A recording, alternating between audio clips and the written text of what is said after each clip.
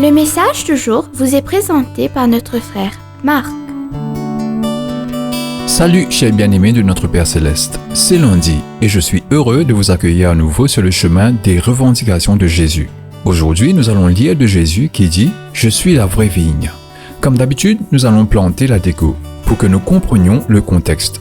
L'image de la vigne serait bien connue des disciples de Jésus. Non seulement il était entouré des vignes en Palestine, mais tout au long de la Bible, il y a des références à Israël étant la vigne ou la vigne de Dieu. Notre référence est Jean chapitre 15, versets 1 à 10. En exemple, certains versets du psaume 80 nous illustrent « Tu nous as fait sortir d'Égypte, comme si nous étions une vigne. Tu nous as plantés dans la terre », dans le verset 8. « Tu as fait une place devant elle.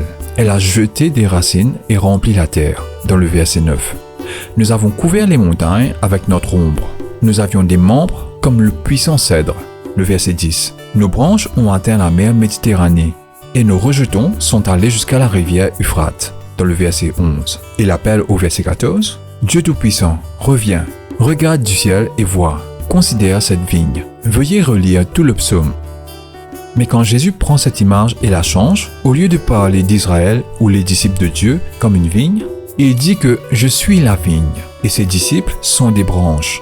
Veuillez lire tout le passage de Jean chapitre 15 versets 1 à 10 pour que vous saisissiez toutes les déclarations de la bouche de Jésus lui-même relatives à la vigne, aux branches et vice-versa. Bien-aimé, dans ce passage, Jésus parle à ses amis proches, pas aux pharisiens ou à d'autres dirigeants juifs. Et c'est très important. Ses disciples commencèrent à croire que Jésus était plus qu'un prophète ou un homme bon. Il était en fait Dieu fait homme. Jésus parle de la vie et de notre Père Céleste en tant que vigneron ou jardinier. Combien d'amour, de l'attention et de la patience il a pour nous tailler et nous nettoyer. Et nous sommes nettoyés juste en écoutant l'enseignement de Jésus. Comment le Père veut que chacun de nous porte des fruits, être productif, fructueux dans la vie, et de rester en Jésus et dans ses paroles pour que nous soyons ses branches. Être toujours attaché à lui, être nourri par lui comme dans le processus naturel de la photosynthèse, tout ce qu'il veut, c'est que nous restons à tout jamais verdoyants, comme des feuilles vertes, et un arbre plein de fruits. Le but ultime se trouve au verset 8. La gloire de mon Père est manifestée quand vous portez beaucoup de fruits, et de cette façon, vous devenez mes disciples. Et le verset suivant révèle l'amour du Père pour tous les disciples de Jésus. Le Seigneur étendra cet amour à l'ensemble de l'humanité lorsqu'il a proclamé à Nicodème par une nuit froide dans le verset bien connu de Jean chapitre 3 verset 16. Dieu a tant aimé le monde.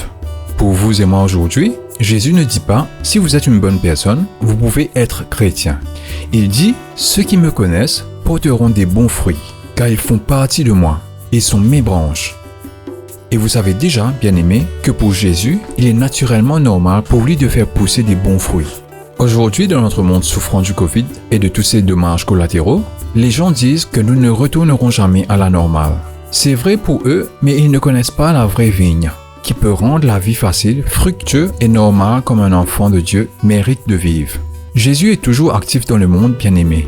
Et c'est là que nous entrons dans la scène, en tant que ses suivants qui font partie de lui et portent les fruits pour que le monde les voie.